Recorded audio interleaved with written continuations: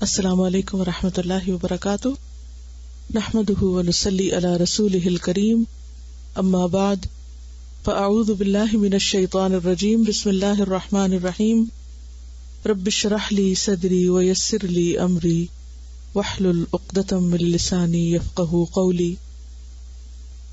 حدیث نمبر 149، عن ابن کعب بن مالک الانصاری عن ابیہ قال قال رسول اللہ صلی اللہ علیہ وسلم ما ذئبان جائعان ارسلا فی غنم بافسد لها من حرص المرء على المال والشرف لدینه، رواہ الترمذی کتاب الزہد۔ سیدنا ابن کعب بن مالک اپنے والد سے روایت کرتے ہیں کہ رسول اللہ صلی اللہ علیہ وسلم نے فرمایا، دو بھوکے بھیڑیے اگر بکریوں میں چھوڑ دیے جائیں تو اتنا فساد اور خرابی نہ کریں گے جس قدر مال اور جاہ کی حرص آدمی کے دین کو خراب کرتی ہے۔ لفظی ترجمہ، عن ابن کعب، ابن کعب ابن مالک بن مالک سے روایت ہے، الانصاری جو کہ انصار میں سے تھے، ان ابیہ اور وہ اپنے باپ سے روایت کرتے ہیں، قالا وہ کہتے ہیں، کون؟ ان کے والد، قال رسول اللہ صلی اللہ علیہ وسلم کہ رسول اللہ صلی اللہ علیہ وسلم نے فرمایا، ما نہیں ذئبانی دو بھیڑیے، ذئب کا تسنیہ، جائعانی بھوکے، جائع کا لفظ جو ہے یہ فاعل کے وزن پر ہے، جوع اس کا مصدر ہے، بھوک، ارسلا وہ دونوں بھیجے گئے، چھوڑ دیے گئے، کھلے چھوڑ دیے گئے، فی غنم بکریوں میں، مال غنیمت بھی اسی سے غنائم، بافسدہ زیادہ فساد کرنے والے، لہا ان کے لیے، من حرص المرء انسان کی حرص سے بڑھ کر، علی المال مال پر، والشرفی اور بلندی پر، جاہ پر، لدینہ ہی اس کے دین کے لیے، یعنی بافسد لہا لدینہ ہی اس کے دین میں بگاڑ پیدا کرنے کے لیے۔ اور شرف کا لفظ کیا ہوتا ہے؟ شرف لفظی طور پر بلندی کے لیے آتا ہے، اسی سے پھر اشرف اور شریف، شرافت، اشرافیہ۔ شرف کہتے ہیں کسی سے عزت اور مرتبے میں غالب ہونا، جاہ کے معنوں میں بھی آتا ہے، عزت اور مرتبے میں دوسرے پر غالب ہونا، زیادہ ہونا، بڑھ کر ہونا،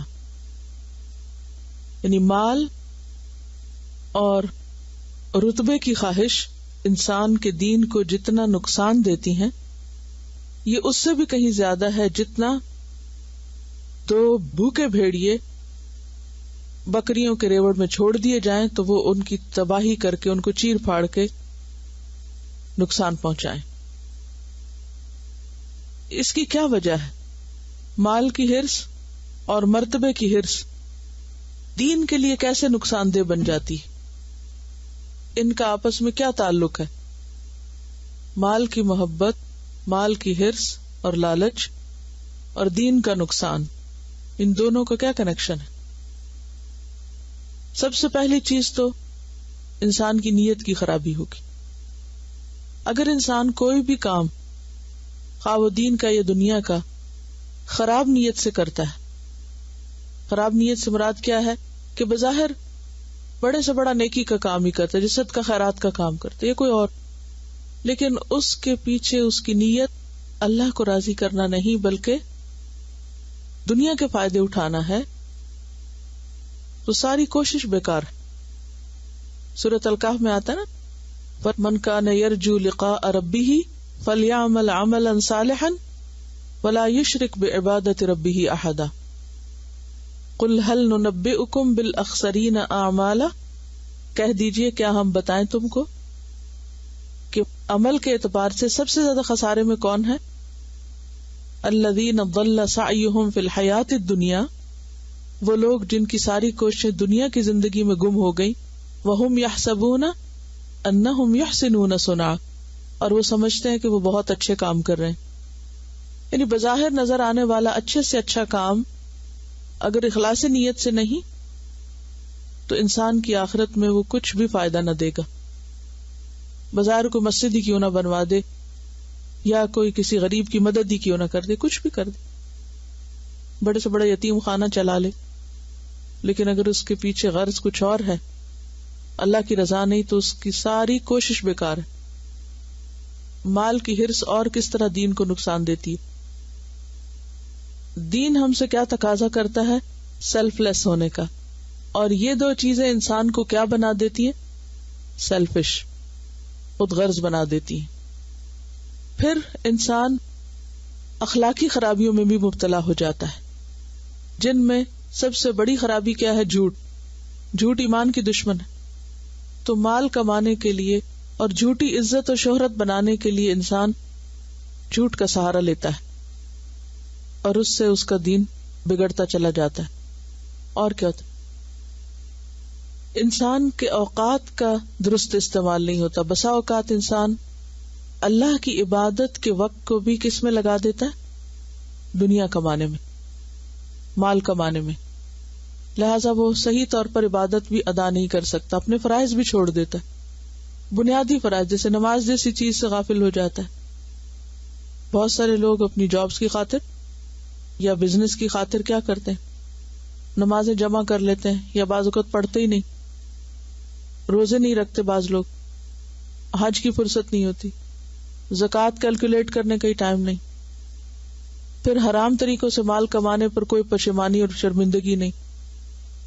سود سے مال جمع کیا جائے یا کسی یتیم کا حق ہڑپ کر لیا جائے یا کوئی بھی اور حرام طریقہ اختیار کیا جائے تو اس پر انسان کو کوئی ندامت نہیں ہوتی. اب کیا ہے کہ جو حرام مال جمع کیا اس حرام مال کے ذریعے اگر صدقہ کیا وہ قبول نہیں تو دین کا نقصان ہی ہے. پھر اسی طرح اگر اس کو اپنی ذات پہ استعمال کیا تو دعائیں قبول نہیں، عبادت قبول نہیں، تو وہ پوری زندگی جو ہے وہ ایک خرابی کا ذریعہ بن جاتی، ساری کوششیں بیکار ہو جاتی.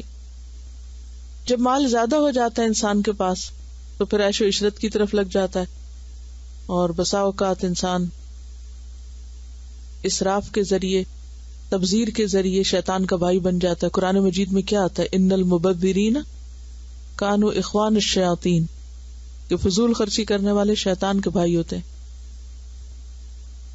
انسان کے کام ریاکاری اور دکھاوے اور نمائش کی خاطر ہوتے ہیں. ان کاموں سے دلچسپی زیادہ ہوتی ہے جن میں دکھاوا ہوتا ہے، اور ان کاموں سے دلچسپی نہیں ہوتی کہ جس میں انسان کی نمائش نہ ہو. انسان کو اس کے مقصد سے دور کر دیتا ہے. فرائض سے غفلت ہوتی ہے. مثلاً زکوٰۃ نکالنے میں حریص انسان کو پریشانی ہوتی، اور خاص طور پر اگر زکوٰۃ اسی میں سے نکالنا ہو جو آپ کے پاس چیز موجود ہے. مثلاً گولڈ میں سے آپ اپنا ایک سیٹ نکالیں اور ہو سکتا ہے وہ آپ کو بہت پسندیدہ بھی ہو، پھر کیا ہوگا؟ یہ کتاب ہے شاہراہ زندگی پر کامیابی کا سفر. اس میں انہوں نے میانہ روی اور کفایت شعری پر لکھا ہے، پیج نمبر 291. حضور اکرم صلی اللہ علیہ وسلم کا ارشاد ہے کہ مال اچھی چیز ہے بشرطے کہ وہ رجل صالح کے ہاتھ میں ہو، یعنی نیک انسان کے پاس ہو تو مال بھی اچھا ہے. ایک اور حدیث میں کہ بدترین ہے وہ شخص جو روپے پیسے کا غلام ہو، جو کل ہم نے حدیث پڑھی تھی، تائس عبد الدینار والدرہم. حضرت لقمان نے اپنے بیٹے سے کہا، اے میرے بیٹے، حلال کمائی کے ذریعے مدد مانگو، کیونکہ جو بھی آدمی تنگ دست ہو جاتا ہے اسے 3 چیزیں ضرور پہنچتی. اس کا دین کمزور ہو جاتا ہے، عقل کم ہو جاتی ہے، مروت ختم ہو جاتی ہے، اور سب چیزوں سے بڑھ کر یہ کہ لوگ اسے حقیر سمجھنے لگتے ہیں. پھر یہ مال اور اخلاق کے بارے میں لکھتے ہیں کہ مال کا اخلاق کے ساتھ گہرا تعلق ہے، کیونکہ بہت سے فضائل اور رذائل، فضائل کہتے ہیں اچھی صفات کو اور رذائل کہتے ہیں گھٹیا، بہت سے فضائل اور رذائل کی بنیاد یہی مال ہے، جیسے امانت، احسان، اقتصاد، بخل، طمع، رشوت، اسراف. انسان کے پاس مال نہ ہو اور خود مقروض بھی ہو تو جھوٹ بولنے پر مجبور ہو جاتا ہے. قرضوں کا بار اس کو قرض خواہ کے سامنے ہیلے بہانے تراشنے کی نت نئی ترکیبیں بتا دیتا ہے. چلاکیوں سے انسان کام لینے لگتا ہے تاکہ قرض خواہ اپنے مطالبے میں تاخیر سے کام لے. اس کے علاوہ بعض اوقات فقر و محتاجی طرح طرح کے جرائم کا باعث اور آزادی کے لیے دشمن بن جاتے ہیں. روپے پیسے کی پس اندازی یعنی اس کو بچانا اور پونجی انسان کے نفس میں ایک ایسی قوت پیدا کر دیتی ہے کہ کسی طرح وہ ذلت اور رسوائی کو برداشت نہیں کرتا. میانہ روی کے ذریعے اخلاق مضبوط ہوتے ہیں اور انسان کو اپنے حقوق کا احساس ہوتا ہے.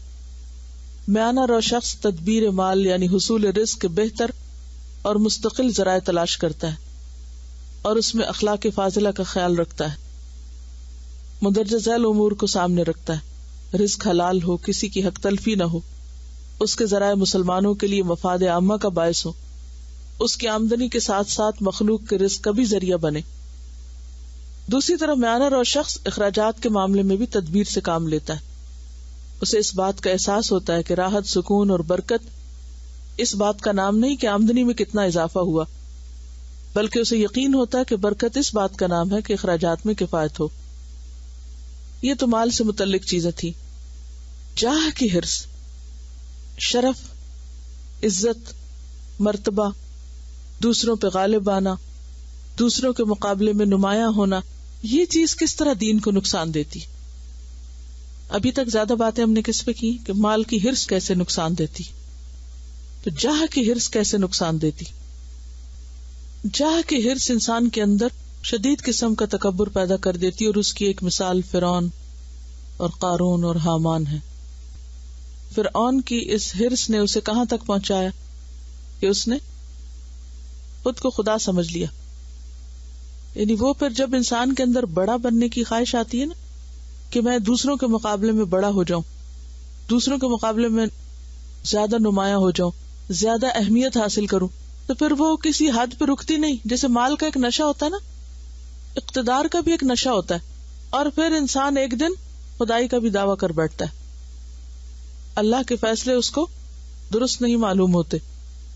وہ سمجھتا ہے جو میں سوچتا ہوں، جو میں کرتا ہوں، جو میں کہتا ہوں وہی زیادہ درست ہے، اور اس ساری زندگی کا نظام میری مرضی کے مطابق ہونا چاہیے. دین کے لیے اس طرح بھی نقصان دہ ہوتا ہے کہ مثلاً اگر آپ ذاتی عبادت بھی کر رہے ہیں تو اس میں بھی انسان کی نیت خراب ہوتی ہے کہ انسان اکیلے میں اور طرح عبادت کرتا ہے، اس میں خشوع و خضوع نہیں ہوتا، اور جو عبادت پبلکلی کرتا ہے اس کا اسٹائل ہی کچھ اور ہوتا ہے، ایک طرح سے منافقت جنم لیتی ہے.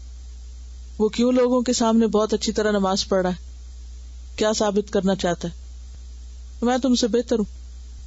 اسی طرح اگر دین کی خدمت کے لیے نکلتا ہے تو وہ صرف وہ کام کرتا ہے کہ جس سے اس کو شہرت حاصل ہو، اور چھوٹے موٹے کام کرنا یا وہ کام کرنا کہ جس سے اس کی کوئی بڑی اہمیت نہ بنے، وہ خواہ وہ کتنے ہی اچھے کیوں نہ ہو، کتنا ہی اجر و ثواب کا باعث کیوں نہ ہو، ان کی طرف اس کا دل نہیں لگتا، وہ ہاتھ ہی نہیں لگاتا ان کو. یعنی دین کو نمایاں کرنے کی بجائے اپنی ذات کو پروجیکٹ کرنا شروع کر دیتا ہے. جاہ کی حرص سے تعلقات بہت خراب ہوتے ہیں، کیونکہ انسان چونکہ خود کو پروجیکٹ کرنا چاہتا ہے، نمایاں کرنا چاہتا ہے، لہذا کوئی اور اس سے آگے نکلنے لگے تو اس سے حسد شروع کر دیتا ہے، اس کو لیٹ ڈاؤن کرنا شروع کر دیتا ہے. پھر کیا ہوتا ہے، اس کی غیبت کرے گا، اس کو تانا دے گا، لڑائی جھگڑا کرے گا. اب نتیجہ کیا ہوگا کہ تعلقات خراب ہوں گے. پھر جاہ کا حرص جو ہے، اگر انسان کو اقتدار مل جائے، کوئی کنٹرول مل جائے، تو انسان دوسروں پر ظلم شروع کر دیتا ہے. ہر وہ شخص جو آپ کی مخالفت کرے، آپ کیا کریں، اس کو غائب کر دیں، سنب کر دیں. انسان اپنی صلاحیتوں سے صحیح طور پر فائدہ نہیں اٹھا سکتا، کیونکہ بعض اوقات ایسا ہوتا ہے کہ انسان کو اپنی مرضی کا کام نہیں ملتا. مثلاً ایک شخص ہے، اس کے پاس بہت اچھی ڈگری ہے اور اس کا خیال یہ کہ اس کو بہت اچھی جاب ملنی چاہیے، لیکن آپ نے دیکھا ہوگا کہ بعض لوگوں کو ان کی ڈگری کے مطابق کسی خاص وجہ سے جاب نہیں ملتی. اب کیا ہوتا ہے، فرسٹریشن کا شکار ہو جاتے ہیں. اس فرسٹریشن کی وجہ سے وہ اپنی جان پہ بھی ظلم کرتے ہیں، ڈپریشن کا شکار ہو کے چھوٹا موٹا کوئی کام کرتے ہی نہیں، بیکار رہتے ہیں. اس بیکاری کی وجہ سے بیوی بچوں کو بھی ظلم کا نشانہ بناتے، اس کی وجہ سے وہ بہن بھائی اور رشتے داروں یعنی تمام انسانی تعلقات اس کی زد میں آ جاتے. خاص طور پر جو ہمارا معاشرہ ہے اس میں آپ دیکھیے کہ لوگوں کو مینول کام کرنا یا ہاتھ سے کام کرنا یا اپنے ایک خود ساختہ رتبے سے کم تر درجے کا کام کرنا جو ہے وہ اپنی عزت کے خلاف لگتا ہے. لو اتنا پڑھ لکھ کے اگر ٹیکسی چلانی تھی تو پھر کیا ضرورت تھی پڑھنے کی؟ اس سے تو بہتر ہم بھوکے مر جائیں مگر ہم یہ کام نہیں کریں گے. یہ جھوٹی عزت ہے نا. تو اس کا نتیجہ کیا ہوتا ہے؟ نقصان کیا ہوتا ہے؟ لامتنا ہی نقصانات ہوتے ہیں. فارغ رہنا بذات خود سب سے بڑا نقصان. پھر بیوی بچوں کے حقوق پورے نہ کرنا ایک اور ظلم ہے. جب انسان دوسرے پہ ظلم کرتا ہے تو نتیجے میں اپنی نیکیاں بھی برباد کر بیٹھتا ہے.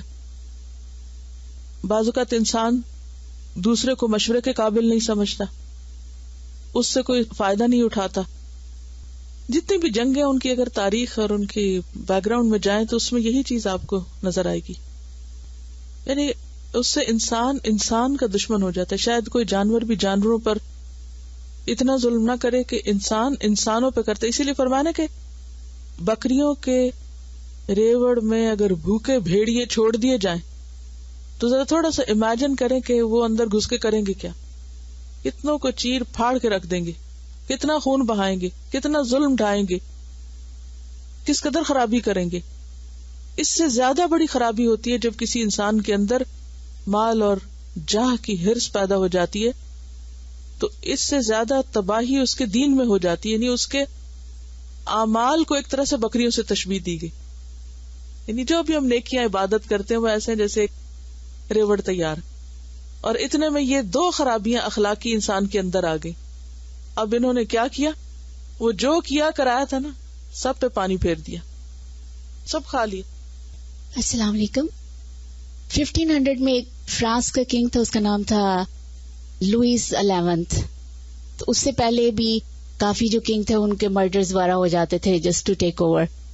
تو اس نے کیا کیا کہ ٹیک اوور کرنے کے لیے ادر کنگڈمز جو تھیں ان کے لیے بہت زیادہ اس نے بروٹل کلنگ کی اور آل دیٹ. تو کیا ہوا, آخری جب اس کی زندگی کے آخری سال تھے تو اس نے اپنے آپ کو ایک قلعے میں بند کر لیا. قلعے کے ارد گرد جو اس نے ایک خندق کھدوائی اور اس کے باہر ہر وقت ہارس مین رہتے تھے اور آل دیٹ نا, لیکن اس کو ایک تو جینے کی حس تھی اور دوسری یہ تھی وہ کہ میری کنگشپ جو ہے وہ ختم نہیں ہونی چاہیے. تو اس کے لیے اس سے جو کچھ ہو سکتا تھا اس نے کیا, اور اس کے جو ڈاکٹرز ہوتے تھے وہ اس قدر ان کو وہ پے دیتا تھا سب کچھ کرنے کے لیے. لیکن وہ اتنا کمزور ہو گیا اپنی زندگی کے آخری دنوں میں کہ ہاتھ سے کچھ اٹھا کے اپنے منہ میں بھی نہیں ڈال سکتا تھا, لیکن اس کے باوجود کہتا تھا کہ میں ابھی سک نہیں ہوں, آئی ایم فائن. سو اسی طرح پھر اس کی زندگی جو تھی وہ اس قلعے میں ختم ہوئی, لیکن اس کی جو ہرس تھی مال کی اور چاہ کی وہ کبھی ختم نہ ہو سکی. اصل بات یہ کہ یہ جتنے بھی منفی چیزیں ہیں, منفی جذبات انسان کے اندر ہیں, ان کا بھی ایک مقصد ہے. ان کو بھی اگر پازیٹیولی استعمال کیا جائے, مثلا ہرس ہی ہے تو ہرس اگر کسی نیکی کی لگ جائے, کسی اچھی چیز کی لگ جائے تو انسان اس کے لیے اسٹرگل شروع کر دے گا. لیکن جب ہماری زندگی میں ایک خلا ہوتا ہے یا کہیں کمی ہوتی ہے کہ ہمارے وہ تمام انرجیز جو اللہ نے ہمارے اندر رکھ دی ہیں وہ پوٹینشیل صحیح جگہ استعمال نہیں ہو رہے ہوتے, تو پھر وہ کیا کرتے ہیں, اس جگہ کو بھر دیتے ہیں منفی رویوں سے. یعنی کوئی بھی طاقت آپ دیکھیں, ذہن کی طاقت ہے, اور پھر جتنے بھی جذبات, غم ہے, غصہ ہے, خوشی ہے, محبت ہے, یہ ساری اگر صحیح جگہ نہیں استعمال ہوں گی تو انہوں نے کہیں نہ کہیں تو ہونا ہی ہے, کیونکہ they are there in you, آپ کو انہیں استعمال کرنا پڑے. اور جب صحیح ڈائریکشن نہیں ہوتی, کوئی ایم نہیں ہوتا, تو پھر وہ ادھر ادھر استعمال ہو کے انسان ہی کی تباہی شروع کر دیتی. تو اس لیے ہر دم ذہنی گروتھ, علمی اسپرچولی اپنے آپ کو مضبوط بنانا, اور کام کے اور نیکی کے نئے نئے بہانے ڈھونڈنا, اور ایمان کے ساتھ ان چیزوں کو آگے لے کے بڑھنا بے حد ضروری. ورنہ شیطان, انسان کا دشمن, ہر وقت اس گوشے کی تلاش میں رہتا ہے کہ کہاں یہ ویک ہوا اور کہاں کس راستے سے اس پہ اٹیک کیا جائے, اور وہاں سے انسان کو بہکا کے کسی اور طرف لے جایا جائے تاکہ وہ کامیاب نہ ہو سکے, کہ یہ کرائے پہ اس کے پانی پھر جائے. اصل میں دیکھا جائے تو یہ دونوں چیزیں انسان کو انتہا درجے کا خود غرض بنا دیتی, اتنا خود غرض کہ بسا اوقات انسان اپنے خونی رشتوں کو بھی فراموش کر دیتا. کل میری کسی سے بات ہو رہی تھی کہ آپ کب گروپ انچارج بن رہی ہیں, اور آپ تیار ہیں اس کے لیے. تو کہنے لگی نہیں, میری تو ریکویسٹ یہ ہے کہ آپ میری جگہ میری بہو کو بنا دیں, دوبارہ اس کو ایک ٹرن اور دے دیں, کیونکہ ان بچیوں نے آگے کام کرنا ہے اور ان کو آگے بڑھنا چاہیے اور میں اس کو سپورٹ کروں گی. تو مجھے اتنی حیرت ہوئی کہ اگر واقعی ایک شخص دین کا فائدہ چاہتا ہے تو پھر وہ اس درجے کا خیر خواہ ہو سکتا ہے کہ وہ ایسے رشتے کے لیے قربانی کرے. اپنی بیٹی کے لیے قربانی کرنا یا اپنی ذات کے لیے کرنا یا اپنے بچوں کے لیے کرنا تو انڈرسٹوڈ, کیونکہ ہر ماں کرتی. لیکن ساس بہو کا رشتہ عموماً ہمیشہ کس طرح دیکھا جاتا ہے؟ نیگیٹولی دیکھا جاتا ہے, اور بعض اوقات مقابلے کا رشتہ ہوتا ہے. گھروں میں مقابلہ بازی شروع ہو جاتی جب کوئی کام نہیں کرنے کو ہوتا, کوئی مقصد نہیں زندگی میں ہوتا.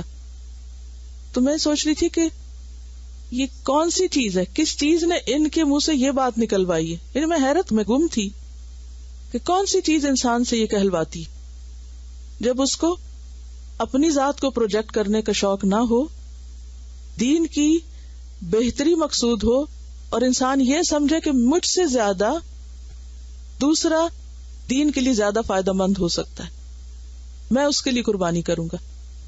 اور ایسے رشتے میں قربانی تو یہ صرف دین ہی دے سکتا نا, کیونکہ ہماری ساری زندگی قربانیوں کا مجموعہ ہے. کیونکہ بسا اوقات انسان کو اپنی عزت کی, اپنے نام کی, اپنی پروجیکشن کی, اپنی مرضی کی, بہت دفعہ اپنی مرضی کی قربانی کرنی پڑتی. آپ کچھ چاہتے ہیں, دوسرا کچھ چاہتا ہے. اب بیک وقت بازو کا دو مرضیاں نہیں اکٹھی ہو سکتی, یا آپ کی چل سکتی یا دوسرے کی چل سکتی. اب کون پیچھے ہٹے؟ کوئی بھی نہیں ہٹے گا اگر آپ نے اپنی ذات کے لیے پیچھے ہٹنا ہے. ہاں, اگر کسی بڑے مقصد کے لیے پیچھے ہٹنا تو پھر آسانی سے انسان ہٹ جاتا ہے, جیسے خالد بن ولید کی اعلیٰ ترین مثال, اتنے بڑے عہدے سے کہ جس میں ساری زندگی 100% صرف کامیابیوں کے ریکارڈ ہیں, کوئی ان سے بہتر تھا ہی نہیں اس چیز میں, اس کے باوجود وہ پیچھے ہٹ گئے, اور بغیر کسی ملال کے, بغیر کسی غم کے, اور بغیر کسی ڈپریشن کے. تو یہ چیز صرف آخرت پر ایمان ہی انسان کے اندر پیدا کر سکتا ہے, ورنہ یہ حقیقت ہے کہ مال اور جاہ کی ہوس انسان کے دین کو نقصان دیتی. اس کی اپنی ذات اور شخصیت کو تو دیتی ہی ہے, لیکن دین کو دیتی. سبحانک اللہم و بحمدک نشہد ان لا الہ الا انت نستغفرک و نتوب الیک. السلام علیکم و رحمۃ اللہ وبرکاتہ.